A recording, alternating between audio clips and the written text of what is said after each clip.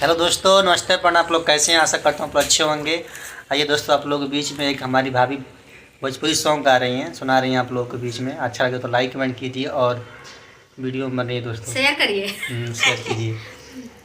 नहीं तो सैया गइला हो कमाए लुधियाना, तो घर में ऊ पटल बारो गई पुराना।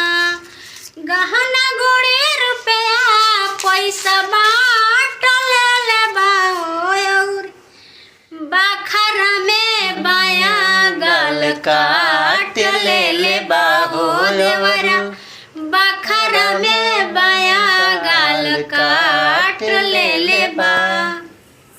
तो गाना कैसे लगा आप लोगों को कमेंट में बताइए। एक हिस्सा दे ले बावे टूटई पालानी, टूटल बा कठौती वही में कैसे के आटा सानी।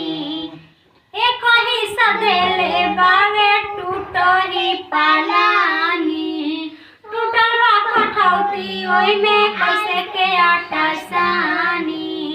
बढ़िया बढ़िया बर्तन सारा छाट ले बाहो औरी, बखरा में बाया गल काट ले बाहो देवरा, बखरा में बाया गल काट ले बा। गाना कैसे लगा दोस्तों? आप लोग कमेंट में बताइए और शेयर कीजिए। कहेला कि ओखर दे दो देह बनाही मूसर, जतला बिना खेत अपन भइल जाता उसर। ओहुरे जगहिया हिक भर चाट ले बाओ औरी, बखरा में बाया गल काट ले बाहो देवरा, बखरा में बाया गल काट ले बा।